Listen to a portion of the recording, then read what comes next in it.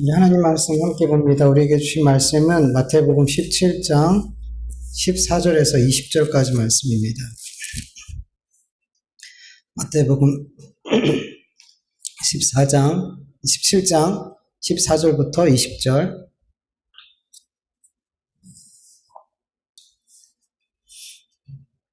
교독합니다. 제가 먼저 읽습니다. 그들이 무리에게 이르매 한 사람이 예수께 와서 꿇어 엎드려 이르되 주여 내 아들을 불쌍히 여기소서. 그가 간질로 심히 고생하여 자주 불에도 넘어지는지라. 내가 주의 제자들에게 데리고 왔으나 능히 고치지 못하더이다. 주께서 대답하여 이르시되 믿음이 없고 배역한 세대여, 내가 얼마나 너희와 함께 있으며 얼마나 너희를 참으려 그 이리로 데리고 오라 하시니, 예수께서 꾸짖으시니 귀신이 나가고 아이가 그때부터 나으니라. 이때 제자들이 조용히 예수께 나와 이르되 우리는 어찌하여 쫓아내지 못하였나이까. 같이 읽습니다. 이르시되 너희 믿음이 작은 까닭이라. 진실로 너희에게 이르노니 만일 너희에게 믿음이 겨자씨 하늘만큼만 있어도 이 산을 명하여 여기서 저기로 옮겨지라 하면 옮겨질 것이요 또 너희가 못할 것이 없으리라. 아멘. 우리 지난주에 변화산의 말씀을 같이 나누었죠. 변화산에서 베드로와 야고보와 요한이 낙원을, 천국을 경험하고 있을 때 여기가 좋사오니 하면서 그 산 위에 머물고 있기를 원했을 때 산 아래서는 어떤 일이 벌어지고 있었을까요? 오늘 본문 평행 본문인 마가복음 9장 14절을 보면 이에 그들이 제자들에게 와서 보니 큰 무리가 그들을 둘러싸고 서기관들이 그들과 더불어 변론하고 있더라. 산 아래서 나머지 제자들이 큰 무리에 둘러싸여서 서기관들과 논쟁을 하고 있었다 그래요. 왜 제자들은 서기관들과 큰 무리에 둘러싸여서 서기관들과 논쟁을 하고 있었을까? 마가복음 9장 16절에서 18절 말씀을 보면 예수께서 물으시되 너희가 무엇을 그들과 변론하느냐? 무리 중에 하나가 대답하되 선생님, 말 못하게 귀신 들린 내 아들을 선생님께 데려왔나이다. 귀신이 어디서든지 그를 잡으면 거꾸러져 거품을 흘리며 이를 갈며 그리고 파리에 지는지라. 내가 선생님의 제자들에게 내쫓아달라 하였으나 그들이 능히 하지 못하더이다. 귀신 들린 아이의 아버지가 예수님께 자신의 귀신 들린 아이를 내쫓아달라고 간구하기 위해서 데리고 왔어요. 근데 마침 예수님께서 산 위에 기도하러 올라가셨고 제자들 몇 명이 남아 있었어요. 그래서 그 제자들에게 내 아들에게 들린 귀신을 쫓아달라고 부탁을 했어요. 그런데 제자들은 이 아이에게 들린 귀신을 쫓아내지 못했어요. 제자들은 분명 이전에 귀신을 쫓아내고 병든 자를 고치는 그런 경험을 했어요. 예수님께서 천국이 가까이 왔음을 전파하게 하기 위해서 제자들을 파송하시면서 그들에게 병 고치는 능력과 귀신 들린 자를 귀신을 쫓는 능력을 그들에게 주셨단 말이에요. 그리고 그들은 실제로 주님 주신 능력으로 병을 고쳤고 귀신을 쫓아냈어요. 이렇게 병든 자를 고치고 귀신을 쫓아낸 경험이 있는 제자들은 이번에도 자신들이 귀신을 쫓아낼 수 있다라고 확신하게 됐죠. 만약에 귀신을 쫓아낼 수 있다라는 어떤 확신이 없었다면 그들은 예수님이 돌아올 때까지 기다리자고 말했을 거예요. 자기들이 그렇게 귀신을 쫓아내려 하지 않았을 거라는 거죠. 그런데 성경을 보면 제자들은 귀신 들린 아이에게 귀신을 쫓아내려는 분명한 시도를 했었고 결과적으로 귀신을 쫓아내지 못했어요. 여러분, 왜 제자들은 아이에게 들린 귀신을 쫓아내지 못한 걸까요? 오늘 본문 19절에서 20절을 보면 제자들이 자기들이 왜 귀신을 쫓아내지 못했냐고 예수님께 질문할 때 예수님께서 이렇게 대답하죠. 너희 믿음이 작은 까닭이다. 그리고 마가복음 9장 29절에 보면 기도 외에는 다른 것으로는 이런 종류가 나갈 수 없느니라 라고 말씀하세요. 마태복음에서는 기도의 문제라고 말씀하고 있고 마가복음에서는 마태복음에서는 믿음의 문제라고, 마가복음에서는 기도의 문제라고 이렇게 말씀하고 있어요. 제자들이 귀신을 쫓아내지 못한 이유에 대해서 마가복음과 마태복음이 서로 다르게 기록한 것 같지만 사실은 여러분 같은 거예요. 여러분, 믿음이 있는 자는 반드시 그 삶에 뭐가 동반돼요? 기도의 삶이 동반이 된단 말이에요. 내가 믿음이 있노라 하면서 기도가 멈춰져 있는 삶을 산다면 그 사람은 믿음의 삶을 못 살더라는 거예요. 지금 그 사람이 지금 기도의 삶이 멈춰 있다고 해서 그 사람이 하나님을 믿지 않거나 그 사람이 하나님께 구원받지 못했다라는 말이 아니에요. 그 사람이 기도가 멈춰 있는 동안 그 사람은 하나님의 백성으로서 예수 그리스도의 제자로서의 그 삶을 못 살아내더라는 거예요. 여러분, 하나님을 믿는 삶은 곧 나를 포기하는 삶을 사는 거예요. 나를 믿지 않기에 내가 가지고 있는 힘과 능력과 이런 것들을, 내가 소유한 그런 것들을 의지하지 않고 하나님으로부터 오는 것들, 하나님께서 나에게 주신 그 하늘의 능력을 힘입어 살게 돼요. 나를 믿기를 포기했기 때문에. 나를 믿지 않기에 내 생각과 내 계획에 귀 기울이지 않고 내 생각과 내 계획을 따르지 않고 내 생각이 아닌 주님에게 내 삶을 묻고 내 계획을 묻고 하나님 앞에 하나님께서 나에게 말씀하시는 그 말씀을 듣고 그 뜻에 순종하게 된단 말이에요. 어떻게? 기도를 통해서 우리는 내 생각, 내 뜻, 내가 하고 싶은 것을 기도하는 가운데 포기하고 주님의 뜻, 주님의 계획을 붙들고 순종하는 삶을 살게 되더라는 거예요. 그런데 믿는 자들의 삶 속에 기도가 멈춰버리게 되면 그 기도가 멈춰있는 그 기간 동안 내 삶을 믿는 삶, 나를 믿는 삶, 내 힘을 믿는 삶, 내 계획과 내 생각이 옳다라고 여기면서 그렇게 살아가게 되더라는 거예요. 믿음의 사람들이 기도가 멈추면 나를 믿는 삶을 산다는 거예요, 여러분. 그래서 성경은 계속 믿는 자들 향해서 기도하라고 명령하고 있어요. 데살로니가 전서 5장 17절을 보면 쉬지 말고 기도해라 라고 말씀하세요. 에베소서 6장 18절을 보면 모든 기도와 간구를 하되 항상 성령 안에서 기도하고 이를 위하여 깨어 구하기를 항상 힘쓰며 여러 성도를 위하여 구하라 라고 말씀해요. 베드로전서 4장 7절에 보면 만물의 마지막이 가까이 왔으니 그러므로 너희는 정신을 차리고 근신하여 기도하라 라고 말씀합니다. 성경은 하나님을 믿는 자들을 향해서 정신 차리고 항상 깨어서 기도해라 라고 말씀하세요. 여러분, 성경은 왜 이렇게 기도하라고 강력하게 명령하고 있냔 말이에요. 여러분, 하나님을 믿는 사람들의 삶에는 반드시 기도가 동반되어지는 삶이 나타나야 되기 때문이에요, 여러분. 당연한 거란 말이에요. 믿음의 사람들에게 기도의 삶은 너무나 마땅한 삶이라는 거죠. 그런데 여러분, 우리가 경험하는 것처럼 하나님을 믿는다고 했을 때 당연히 동반되어야 될 그 기도의 삶이 당연하게 동반되어지냔 말이에요. 하나님을 믿는 사람들은 기도의 삶이 당연히 동반되어져야 된다고, 그렇게 해야 된다라고, 항상 기도의 삶, 깨어서 기도하는 삶을 살아야 된다라고 말씀하고 있는데, 실제로 그렇게 되냔 말이에요, 우리의 삶에. 안 되더라는 거예요. 왜냐하면 우리에게는 대적이 있기 때문이에요. 여러분, 마귀는 믿음의 사람들이 기도의 삶을 살지 못하도록 얼마나 방해하고 유혹하는지 몰라요.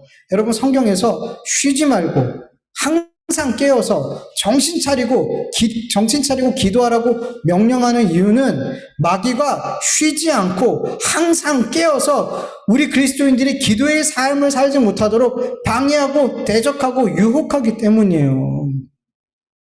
마귀는 우리의 무엇을 공격해야지 되는지를 너무 잘 알고 있어요.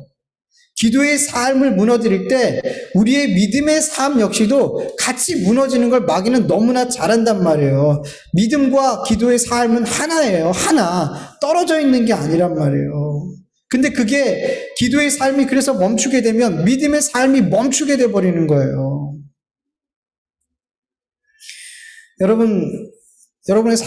우리의 삶을 돌아보길 축원합니다. 정말 우리의 삶이, 내가 정말 하나님을 믿는다고 하는데 내 삶에 정말 기도의 삶이 살아있는지 여러분 돌아볼 수 있기를 축원합니다. 그리고 우리 주명교회 성도들이 서로를 위해서 우리 성도들의 삶 속에 기도의 삶이 멈추지 않기를 여러분 서로를 위해서 기도해 줄 수 있기를 간절히 축원합니다. 그리고 우리가 또 알아야 될 것은 기도의 삶을 살아가고 있을 때 마귀는 여전히 우리를 공격하고 있더라는 거예요. 우리가 기도의 삶을 살아가고 있을 때 우리 어떻게 공격할까요? 우리의 기도의 내용을 가지고 공격을 해요. 우리가 정말 기도해야 할 내용을 가지고 기도하지 못하도록 우리를 자꾸만 방해한단 말이에요. 여러분, 우리가 기도할 때 우리를 향하신 주님의 그 사랑과 은혜와 용서와 그리고 인내하심과 그리고 주님의 그 성품에 대해서 더 깊이 알기를 원하고 주님을 따르는 이 주님의 삶을 따르는 삶을 살기를 간절히 원하고 우리를 향하신 그 주님의 뜻이 무엇인지 알기를 간절히 원하고 이 나라와 이 민족과 그리고 세계 선교를 위해서 그렇게 기도드리는 정말 주님께서 원하시는 주님과 교통하는 그런 기도가 아닌 오직 나의 잘됨을 위해서, 나의 형통함을 위해서, 나의 자녀의 잘됨을 위해서, 나의 건강을 위해서, 내 눈앞에 있는 이 문제가 빨리 해결되게 되기 위해서 그렇게 늘 나에게 집중되어져 있는 그런 나를 만족시키는 기도를 자꾸만 드리도록 마귀는 역사한단 말이에요. 그 기도 드리지 않으면 마치 큰일 날 것처럼 그런 기도에 집중하게 한단 말이에요. 여러분, 겉으로 볼 때 분명 그분들은 기도의 삶을 살고 있어요. 그런데 그 내용에 보면 주님과 교통하는 기도가 아니라는 거예요. 온전히 나에게 집중되어져 있는 기도만을 하더라는 거예요. 그런데 여러분, 이 기도는 사실상 기도가 멈춰 있는 거나 마찬가지예요, 여러분. 하나님을 믿는 삶이 아닌 여전히 나를 믿는 삶을 살아가고 있더라는 거예요. 나를 믿는 삶을 살아가기 때문에 나에게 집중되는 기도밖에 드리지 못하더라는 거예요. 이런 기도에 하나님께서 응답해 주신다면 어떻게 될까요? 그 사람은 더욱더 나를 위한 삶을 살아요. 나를 위한 기도만 드린단 말이에요. 더욱더 내 뜻과 내 생각과 내 계획을 따르는 삶을 살게 되고 하나님은 그 삶을 도와주시는 하나님으로 여기게 된단 말이에요. 그래서 정말 하나님이 사랑하는 하나님의 택한 백성이라면 그렇게 나에게 집중되어지는 기도를 드릴 때 하나님께서 그 기도의 내용대로 응답해 주시지 않아요. 여러분. 여러분, 만약에 우리가 주님 앞에 기도의 삶을 살기는 사는데 자꾸만 나에게 집중되어지는 기도를 드리고 있다면 여러분, 우리는 문제의식을 가져야 돼요. 여러분, 어린아이 같은 신앙의 어떤 그런 기간을 지나고 있는 분들은 이런 기도를 자주 드릴 수 있어요. 어린아이는 우리가 알다시피 자기중심적이에요. 어른들도 그렇지만 어린아이는 더 자기중심적으로 나만 생각한단 말이에요. 그래서 다른 사람과의 관계에 있어서도 상대방이 보이지 않고 나만 보인단 말이에요. 어린아이니까. 근데 어린아이가 계속해서 성장하고 시간이 지나면서 자라가는데 여전히 그렇게 나밖에 모른다면, 나만 생각한다면 다른 사람과 관계가 할 수 없어요. 문제가 있단 말이에요. 신앙도 계속 말씀을 듣고 신앙의 연륜이 많아지고 깊어지는데 여전히 나만을 위한 기도만 드리고 있다면 문제가 있더라는 거예요, 여러분. 문제가 있는 거란 말이에요. 여러분, 우리가 기도의 삶을 잘 살아가고 있다면 우리의 기도의 내용도 잘 살펴볼 수 있기를 축원합니다. 내가 여전히 어린아이 같은 그 시기를 이미 신앙생활한 지 10년, 20년, 30년 그렇게 되어가고 있는데 여전히 젖먹이 어린아이 같은 그런 기도를 드리고 있다면 우리는 문제의식을 갖고 있어야 돼. 내가 지금 뭔가 잘못됐구나. 내가 신앙이 지금 뭔가 잘못됐구나. 라고 생각하셔야 돼요. 예수님의 제자들이 귀신을 쫓아내지 못했던 이유는 제자들의 기도의 삶이 멈춰 있었기 때문이에요. 기도의 삶이 멈췄을 때 주님을 믿는 삶에서 나를 믿는 삶을 살게 돼요. 제자들은 주님을 믿는 믿음으로 귀신을 쫓아내려 했던 게 아니에요. 이전에 자신이 귀신을 쫓아냈었던 그 경험을 의지하고 그 경험을 의지해서 귀신을 쫓아내려 했단 말이에요. 그러니까 어떻게 돼요? 실패했죠. 여러분, 이전에 제자들이 귀신을 쫓고 병든 자를 고쳤던 건 누구의 능력이에요? 예수 그리스도의 능력이에요. 여러분, 처음에 한 번도 그런 기적을 자기의 삶 속에 한 번도 그런 경험을 해보지 못했던 제자들이, 누군가를 한 번도 치유해보지 못했고 누군가의 어떤 귀신 들린 자를 한 번도 쫓아내지 못했을 때, 제자들이 복음을 전하러 나갔을 때 누구만 의지했겠어요? 주님만 의지했겠죠. 자기는 한 번도 그런 걸 해본 적이 없어요. 그러니까 누구만 의지했겠냔 말이에요. 주님을 의지했죠. 주님의 이름을 의지하고 선포했을 거란 말이에요. 자기가 아니라. 그럴 때 능력이 나타났단 말이에요. 근데 그런 경험을 몇 번 했어요. 막 자기가 귀신을 쫓아내니까 막 귀신이 나가고, 병든 자에게 손을 얹으니까 막 병든 자가 낫더라는 거예요. 그런 경험들을 했어요. 그러니까 이제는 어떻게 해요? 아, 이거 내가 할 수 있는 거구나. 이거 내 능력이구나 라고 착각하고, 이거 내가 해야지 라고 귀신을 쫓아내려 하니까 안 되더라는 거예요. 안 되더라는 거예요. 제자들이 100번, 1000번 기적을 행해도 이 100번, 1000번 이 기적을 행할 수 있는 능력은 누구로부터 오는 거예요? 예수 그리스도.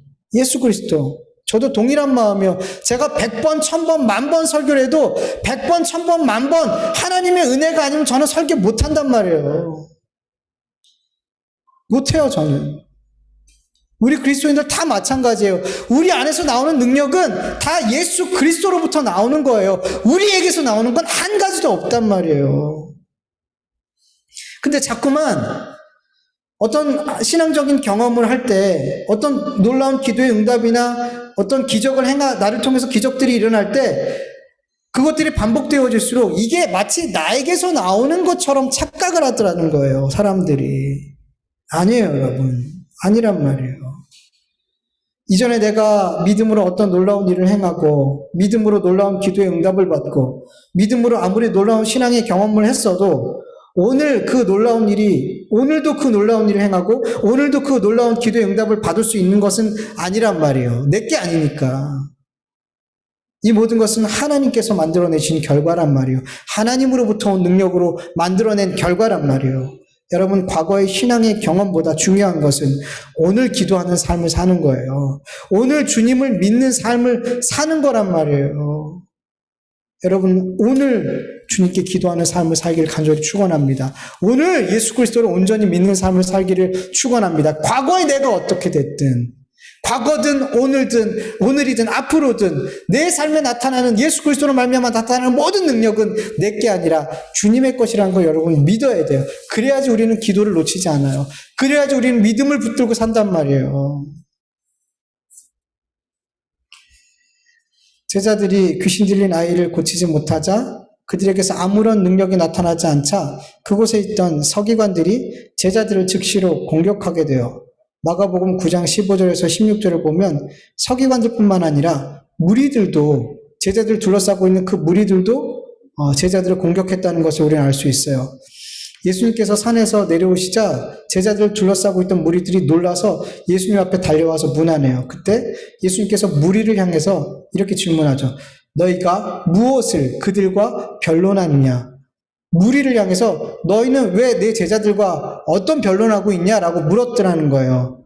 이 예수님의 그 질문을 통해서 무리들도 서기관들과 함께 제자들을 공격하고 변론하고 있었더라는 것을 우리는 알 수 있어요. 즉, 제자들은 귀신 들린 아이를 고치지 못하게 되자 그곳에 있는 모든 사람에게 둘러싸여서 공격을 당했어요. 일방적이었던 거예요, 여러분. 변론이라고 얘기하지만 일방적으로 공격당하고 있어요. 얼마나 당황스럽고 위축되고 어찌할 바를 몰랐겠냔 말이에요, 제자들이. 그런데 여러분, 사실 서기관들이나 그곳에 있는 어떤 많은 무리들이 제자들을 공격할 자격이 있어요, 없어요? 없어요. 서기관들이나 그 무리들에 있는 사람들 가운데 단 한 명이라도 누군가가 귀신을 쫓아낼 수 있었다면 제자들을 그렇게 매섭게 공격해도 제자들은 아무런 할 말이 없어요. 그러나 자기들도 귀신을 쫓아내지 못하면서 왜 제자들이 귀신을 못 쫓아낸 거에 대해서는 공격을 하냔 말이에요. 그들이 제자들을 공격하는 이유는 단 한 가지요. 왜요? 그들이 예수님의 제자이기 때문이요. 예수님의 제자이기 때문에 그들을 공격했더라는 거예요. 여러분, 신앙생활하면 가끔씩 세상 사람들이 그리스도인들 향해서, 교회를 향해서 욕하고 공격할 때가 있죠. 근데 자기들도 하지 못하는 일을, 자기들도 용서할 수 없고, 자기들도 사랑할 수 없고, 자기들도 손해보지 않으려 하고, 자기들도 이해하지 못하고, 자기들도 돕지 않으면서 왜 예수님을 믿는다고 하는 사람들이 그것들을 못하면 왜 공격하냔 말이에요. 왜 욕을 하냔 말이에요. 이유는 하나예요. 너희도 예수 믿잖아. 너 교회 다니잖아. 그게 이유란 말이에요. 예수 믿는 사람이 왜 그래? 자기도 못하면서. 여러분, 믿지 않는 자들부터 이러한 공격은 여러분 결코 이상한 일이 아니에요. 억울하다 생각할 이유도 없어요. 왜냐하면 예수님도 세상 사람들이 할 수 없는 일들을 우리 그리스도인에게 요구하시잖아요. 세상 사람들만 우리에게 요구하는 게 아니에요. 예수님도 우리에게 요구해요. 자기를 부인하는 삶을 살아야 돼. 자기 십자가를 지고 나를 따르는 삶을 살아야 돼. 여러분, 이게 가능해요? 주인이 우리에게 이게 가능한 일이냔 말이에요. 근데 주님은 이러한 삶을 살라고 우리에게 명령하신단 말이에요. 그리고 반드시 그 삶을 살아야 된다라고 말씀하신단 말이에요. 여러분, 세상 사람들이 자기들도 하지 못하는 일을 가지고 교회를 향해, 그리스도를 향해서 왜 그거 못하냐고 공격하고 우리를 그렇게 욕할 때 여러분 분노하시지 마시고 이상한 일이라고 생각하지 마시고 주님께서 나에게, 우리 교회를 향해서 요청하신 자기 부인의 삶, 자기 십자가는 삶을 우리가 잘 붙들고 살아가고 있는지 그 세상 사람들의 공격을 통해서, 그 욕하는 소리를 통해서 우리는 우리 스스로를 돌아봐야 될 줄로 믿습니다. 여러분, 그들은 할 수 없어요. 그런데 우리는 할 수 있어요, 없어요? 우리는 할 수 있단 말이에요. 왜요? 이제 우리 안에는 귀신의 영이 아닌 예수 그리스도의 영이신 성령께서 계신단 말이에요. 이제는 우리는 마귀를 따르는 마귀의 자식이 아닌 하나님 아버지의 자식이기 때문이에요. 우리는 존재가 달라졌단 말이에요. 우리의 영은 이제 살아있는 존재가 됐어요. 죄와 악을 행할 수밖에 없는 존재가 아니라 선을 택하여 행할 수 있는 존재가 됐단 말이에요. 세상과 다른 존재가 됐단 말이에요. 그래서 세상 사람들이 못하는 일, 그래 그거 나도 못하는 게 당연한 일이지 라고 생각하면 우리는 안 된단 말이에요. 우리는 안 된단 말이에요. 세상 사람들이 그렇게 우리에게 욕하고 손가락질할 때 여러분 그거 맞아요. 그 사람들 소리가. 우리는 그렇게 할 수 있단 말이에요. 우리는 그들이 용서 못하는 사람 용서할 수 있고 그들이 이해 못하는 사람 우리는 이해할 수 있단 말이에요. 우리는 그런 존재가 됐단 말이에요. 근데 그걸 못한다고 우리를 책망하고 우리에게 손가락질할 때 분노한다면 그럼 여러분 내가 어떤 존재가 되는지 우리가 몰라서 그런 거예요. 여러분. 그 사람들 말이 맞아요. 우리는 그렇게 할 수 있는 존재란 말이에요. 그들은 못해요. 우리는 그렇게 할 수 있단 말이에요. 우리 안에 주의 성령이 계시기 때문에 예수 그리스도의 능력을 힘입어 믿음으로 살아가고 있기 때문에 우리는 할 수 있단 말이에요.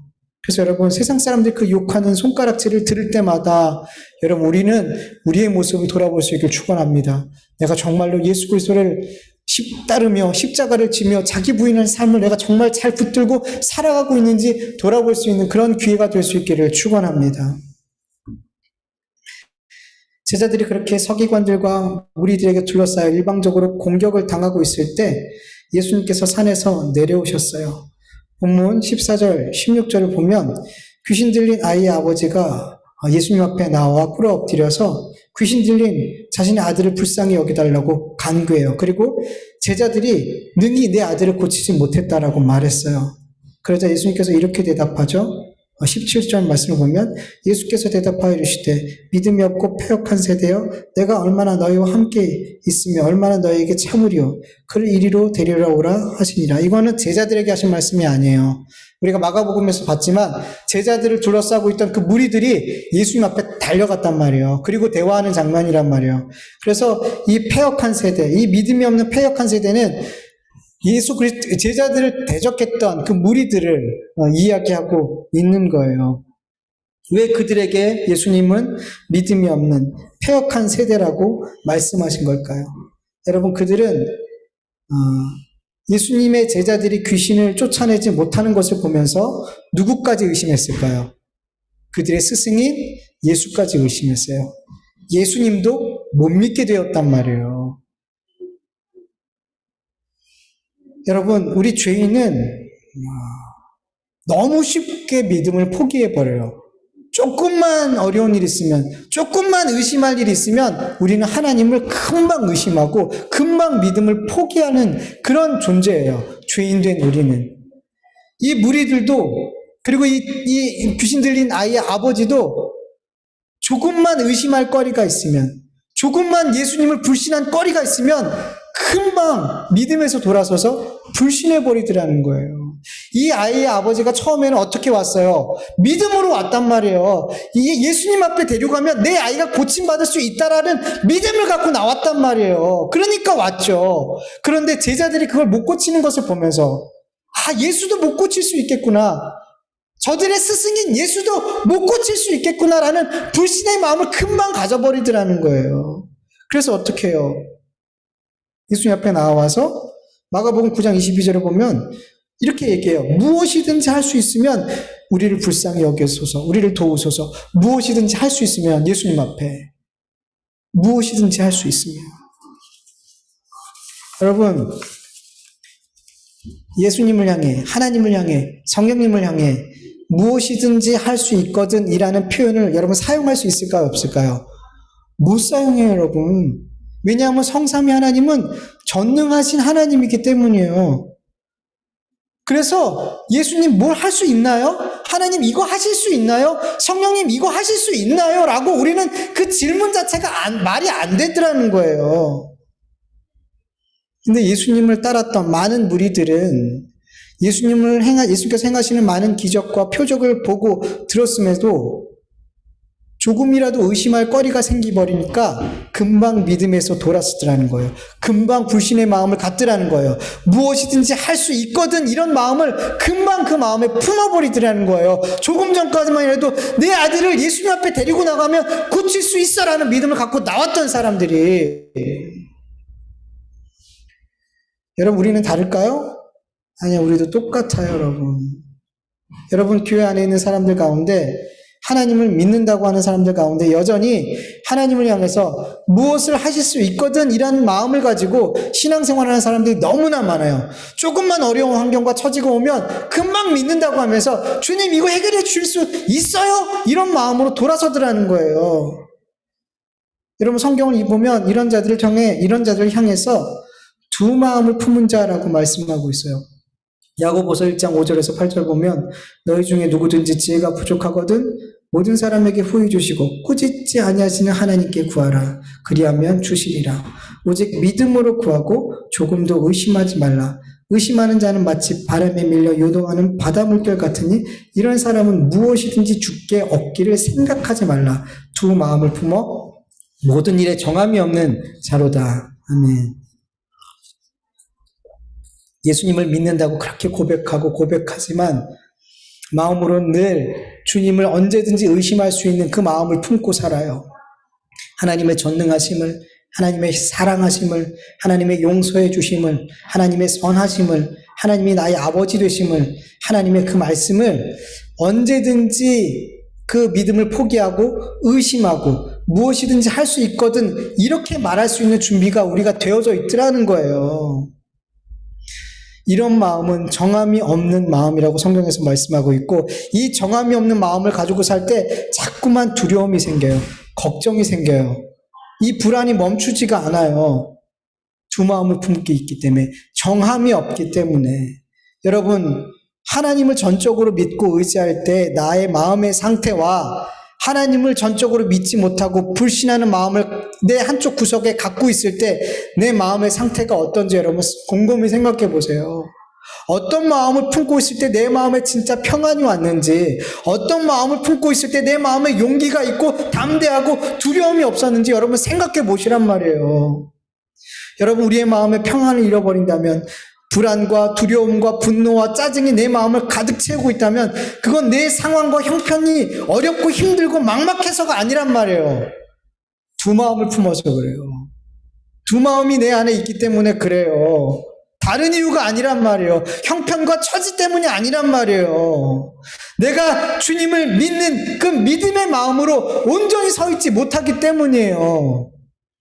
주님을 언제든지 의심하고 불신하는 마음을 내 마음에 여전히 한쪽 구석에 품고 있기 때문이라는 거예요.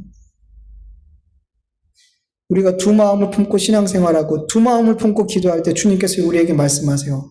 마가복음 9장 23절 말씀을 보면 예수께서 이르시되 할 수 있거든이 무슨 말이냐 믿는 자에게는 능히 하지 못할 일이 없느니라 하시니. 아멘. 주님은 두 마음을 품고 있는, 주님을 향해 언제든지 무엇을 하실 수 있거든 이라는 그런 의심의 말을 내뱉을 수 있는 우리를 향해서 한 가지 말씀하세요. 믿어라. 믿어라. 믿는 자에게 능히 하지 못할 일이 없다. 그러니 믿어라. 믿어라. 믿어라. 근데 여러분 문제는 우리가 두 마음을 품지 않고 주님만 믿고 의지해야지라고 생각하고 결단한다고 해서 내 마음에 있는 이 두 마음이 의심의 마음이 사라지냔 말이에요. 아니라는 거죠. 안 된다는 거죠. 왜냐하면 믿음은 내 결심과 의지와 노력과 선택으로 그것을 내가 획득할 수 있는 것이 아니기 때문이죠. 믿음은 하나님께서 주신 선물이잖아요. 그래서 두 마음을 품지 않고 주님을 온전히 하나의 마음을 가지고 믿고 의지할 수 있기 위해서는 주님이 우리에게 믿음을 주셔야 된단 말이에요. 즉 주님이 우리에게 믿으라라고 말씀하는 건 무슨 말씀일까요? 믿음을 구해라라는 말씀이라고 받으면 돼요. 믿음을 구해라. 마가복음 9장 24절을 보면 귀신 들린 아이의 아버지가 이렇게 간구하죠. 곧 아이의 아버지가 소리질러 이르되 내가 믿나이다. 나의 믿음 없는 것을 도와주소서 하더라. 귀신 들린 아이의 아버지는 처음에 내가 믿는다고 말했어요. 정확히 말하면 내가 믿고 싶다는 거예요. 예수님이 내 아이에게 들린 귀신 들린 이 귀신을, 이 아이에게 들린 귀신을 쫓아낼 수 있다는 것을 믿고 싶다는 거예요. 그래서 믿습니다라고 얘기했는데 있어요, 없어요? 믿음이 없더라는 거예요. 나는 믿고 싶은데 내 안에 믿음이 없더라는 거예요. 그래서 어떻게 얘기해요? 주님, 내게 믿음이 없네요. 나의 믿음 없음을 도와주세요. 다른 말로 뭐예요? 저에게 믿음을 주세요. 주님, 저에게 믿음이 없으니 믿음을 주세요. 라고 간구했다라는 거예요. 이 아버지의 간구처럼 여러분, 믿음은 내 의지와 결단으로 내가 믿고 싶다고 해서 믿어지는 게 아니에요. 내가 두 마음 품고 싶지 않다고 해서 안 품어지는 게 아니라는 거예요. 그래서 어떻게 해야 돼요? 기도하는 거예요. 구하는 거예요. 주님, 제가 마음에 두 마음을 품고 있는지 주님 확인하게 해주세요. 그리고 인정하게 해주세요. 제가 두 마음을 품고 있다면 제가 두 마음을 품은 자라는 것을 주님 앞에 인정하게 해주세요.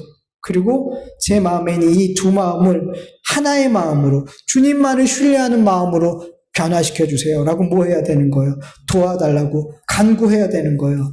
그때 주님이 우리에게 믿음을 주실 때 우리는 한 가지의 마음을 가지고 주님만을 믿는 마음을 가지고 간구하게 될 때 주님께서 응답해 주시는 거라고 여러분 믿으셔야 돼요. 여러분, 믿음의 간구는, 믿음의 삶에는 주님께서 역사하시는 걸 여러분 믿으셔야 돼요. 야고보서 5장 15절에서 16절 보면 믿음의 기도는 병든 자를 구원하리니 주께서 그를 일으키시리라.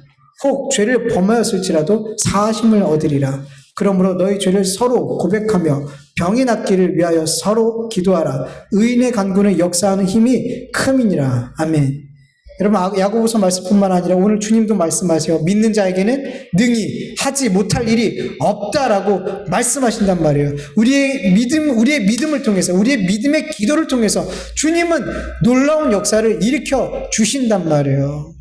근데 여러분, 믿는 자에게는 능히 하지 못할 일이 없다라는 이 말씀을 우리가 잘 이해해야 돼요. 여러분, 이 말씀이 하나님을 믿는 자는 그가 하는 모든 일을 다 능히 할 수 있다 이 말이 아니에요, 여러분. 하나님을 믿기만 하면 내가 하는 모든 일을 나는 능히 다 할 수 있게 돼 이 말이 아니에요. 여러분, 제가 앞에서 얘기했지만 하나님을 믿는 자들은 뭘 포기하는 삶을 산다고요? 나를 믿는 삶을 포기하는 삶을 살아요. 나를 믿는 것을 포기하는 사람은 하나님의 능력을 의지해요. 하나님의 뜻을 구해요. 하나님의 뜻에 순종하는 삶을 살아요. 하나님을 믿기 때문에, 나를 믿지 않기 때문에. 그래서 하나님을 믿는 자들은 하나님 앞에 구할 때 어떤 걸 구할까요? 하나님이 원하는 하나님의 뜻을 구하게 된단 말이에요. 하나님의 뜻을 구하는 자들에게는 그들이 구하는 그 모든 일에 대해서 능치 못할 일이 없다는 거예요. 하나님의 뜻을 위해서 구하는 그들에게 하나님께서 그 모든 일을 능하게 하시더라는 거예요. 다 이루어 주신다는 거예요. 요한복음 15장 7절에도 이렇게 말씀하고 계세요. 예수님께서 너희가 내 안에 거하고 내 말이 너희 안에 거하면 무엇이든지 원하는 대로 구하라. 그리하면 이루리라. 이게 동일한 말씀이에요. 예수님께서 믿는 자에게는 능히 하지 못할 게 없다라고 말씀하신 이 말씀과 예수님께서 내가 너희 안에 거하고 내 말이 너희 안에 거하면 뭐든지 구해. 내가 다 이룰게. 똑같은 말씀이라는 거예요. 이 말씀 잘못 이해해서 믿으면 다 할 수 있다고, 내가 하는 거 다 할 수 있다고, 믿기만 하면 내가 할 수 있는, 내가 생각하고 내가 원하는 것은 다 할 수 있다고, 이런 말 아니라는 거예요. 진짜 믿는 사람은 내가 원하는 삶이 아닌 하나님이 원하는 삶을 살길 원하고 하나님이 원하는 뜻을 구한단 말이에요. 그러면 주님이 무엇이든지 그 일을 다 이루어 주시더라는 거예요. 어떤 분들은 나는 주님을 믿고 있는데 왜 나는 능히 하지 못하는 일들이 이렇게 많을까 질문이 드실 거예요. 이유는 간단해요. 내가 주님이 아닌 나 자신을 믿으며 내가 주님이 아닌 내 일을 하려 했기 때문이라는 거예요. 주님은 내가 진짜 믿음으로 구하고 믿음으로 그 일을 하려고 하는지 아니면 나를 믿고 나를 위해서 그 일을 구하고 그 일을 하는지 주님은 다 아셔요. 아무리 말로 다 주님을 위한 건데 주님의 능력을 구하면서 했는데 아니요. 주님은 속이지 못해요. 사람은 속일 수 있어도. 여러분 정말 우리 안에 주님의 말씀이 내 안에 거하고 내가 주님의 안에 거한다면 정말 내가 주님을 믿는 삶을 살고 있다면 여러분 우리가 구하고 그 일을 하려 할 때 주님이 반드시 그 일을 성취하게 해주실 줄 믿으시길 축원합니다. 왜요? 주님이 우리에게 약속하셨잖아요. 주님이 약속하셨잖아요. 주님은 거짓말하지 않으시잖아요. 그래서 우리가 정말 믿음으로 한다면 정말 주의 말씀이 내 안에 있고 내가 주님 안에 거하고 있고 주님과 우리가 연합한 삶을 살고 있다면 그리고 그 연합된 기도를 드리고 있다면 그 일은 반드시 성취가 돼요.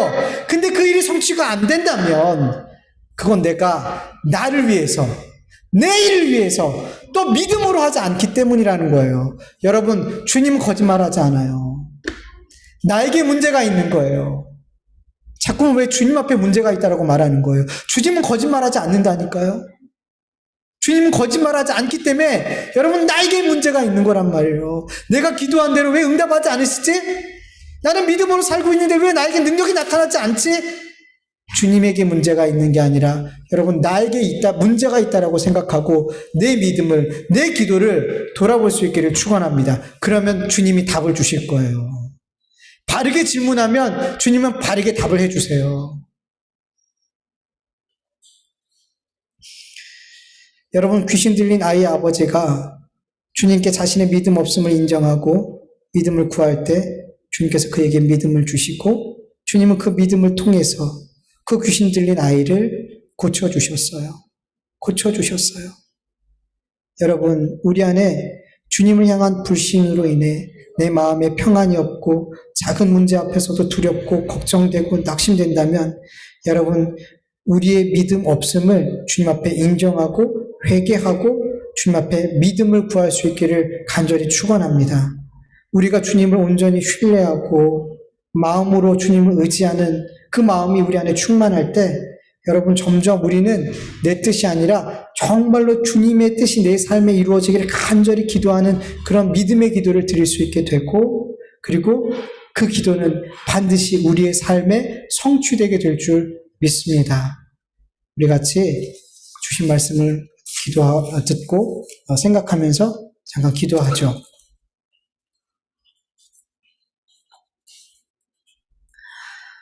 하나님 아버지 감사합니다. 오늘도 이렇게 각지각처에서 하나님 앞에 예배할 수 있도록 은혜 주신 것 감사합니다.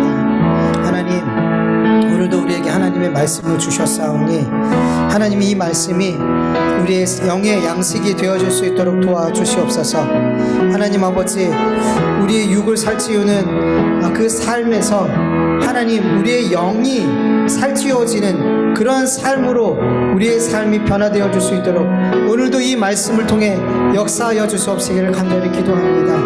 하나님 아버지, 우리가 정말로 믿음으로 살고 있는지, 하나님을 믿는 믿음으로 살고 있는지, 아니면 나를 믿고 살아가고 있는지, 우리가 정말로 주님의 말씀이 내 안에, 내가 주님 안에 거하여 주님과 연합되어서 주님 앞에 믿음의 기도를 드리고 있는지, 아니면 내 욕심과 내 정욕을 위해서 아버지 그렇게 나를 위해서 기도하고 있는지 아버지 우리가 돌아보게 하여 주시옵소서. 하나님 돌아보게 하여 주시옵소서. 자꾸만 그냥 아무 생각 없이 그냥 잘하고 있겠거니, 지금 내가 신앙생활 잘하고 있겠거니라고 착각하면서 신앙생활하지 않게 하여 주시옵소서. 정말 내가 내 안에 정말 주님을 믿는 믿음이 있는지, 내가 정말 바른 기도의 삶을 살아가고 있는지 아버지 돌아보게 하여 주시옵소서. 하나님 정말로 우리가 우리의 경험을 믿고 살아가고 있는지, 정말 매일 기도하며 하나님의 말씀을 신뢰하며 주님을 신뢰하는 삶을 살아가고 있는지, 내 능력과 내 힘이 아닌 주님으로부터 오는 그 능력을 힘입어 살아가고 있는지 우리가 돌아보게 하여 주시옵소서. 주님 도와주시옵소서. 주님 도와주시옵소서. 아버지, 이 귀신 들린 아이의 아버지처럼 정말 우리의 믿음을 돌아보게 하여 주시옵소서. 나에게 정말 믿음이 없다면, 정말 주님을 신뢰하는 그 믿음이 내 안에 멈춰져 있다면 우리에게 믿음을 달라고, 내 마음에 두 마음을 품고 있다면 이 두 마음을 하나의 마음으로 주님을 향한 믿음의 마음으로 변화시켜 달라고, 그렇게 믿음을 구할 수 있는 우리가 되게 하여 주시고, 그 믿음으로 구하고 그 믿음으로 살아갈 때 우리의 삶에 예수 그리스도의 능력이 나타나게 될 줄 믿사오니 주님 은혜 베풀어 주시옵소서. 주님 은혜 베풀어 주시옵소서. 감사하며 예수님의 이름으로 기도합니다. 아멘. 이제는 우리 주 예수 그리스도의 은혜와 하나님의 다하심이 없는 사랑함과 예수 그리스도 성령님의 교통하심과 감동하심과 또 견인해 주심이 오직 예수 그리스도를 믿는 믿음으로 살기를 원하는 하나님의 자녀들 머리 위에, 그 가정과 그 일터와 교회 위에 이제로부터 영원토록 함께할지어다. 아멘.